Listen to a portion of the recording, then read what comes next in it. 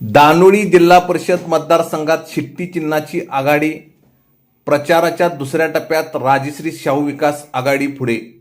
दानोळी जिल्हा परिषद आणि कोथळी पंचायत समिती मतदारसंघात अनुसूचित जाती महिला प्रवर्गासाठी आरक्षण लागू झाल्याने सुरुवातीला किरकोळ वाटणारी ही निवडणूक आता चांगलीच रंगतदार झाली आहे. प्रचाराच्या पहिल्या टप्प्यात महाविकास आघाडी आणि राजश्री शाहू विकास आघाडी यांच्यात चुरशीची लढत होईल असे चित्र होते. मात्र प्रचाराच्या दुसऱ्या टप्प्यात राजश्री शाहू विकास आघाडीने शिट्टी या चिन्हाच्या माध्यमातून प्रचारात स्पष्ट आघाडी घेतल्याचे चित्र दिसून येत आहे.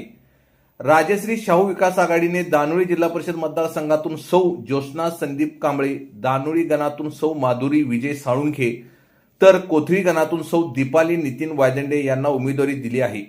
या तिन्ही उमेदवारांचा प्रचार सध्या वेगाने सुरू असून शिट्टी हे चिन्ह गावागावातच नव्हे तर मळा वाडी वस्तीपर्यंत घरोघरी पोहोचल्याचे दिसत आहे. आमदार राजेंद्र पाटील यड्रावकर यांच्या माध्यमातून गेल्या काही वर्षात दानोळी जिल्हा परिषद मतदारसंघातील 7ही गावात झालेली रस्ते, पाणी पुरवठा, वीज, सामाजिक सभागृहे, शैक्षणिक सुविधा आदी विकास कामे मतदारांच्या चर्चेचा विषय ठरत आहेत. या विकास कामाचा फायदा थेट जनतेला मिळाल्याने मतदारांचा कल राजश्री शाहू विकास आघाडीच्या शिट्टी या चिन्हाकडे झुकत असल्याचे जाणकारांकडून सांगितले जात आहे. प्रचाराच्या दुसऱ्या टप्प्यात राजश्री शाहू विकास आघाडीचे नेते, पदाधिकारी आणि कार्यकर्ते मोठ्या संख्येने प्रचारात उतरले असून घरभेटी, बैठका आणि संपर्क मोहिमामुळे प्रचाराला अधिक वेग आला आहे.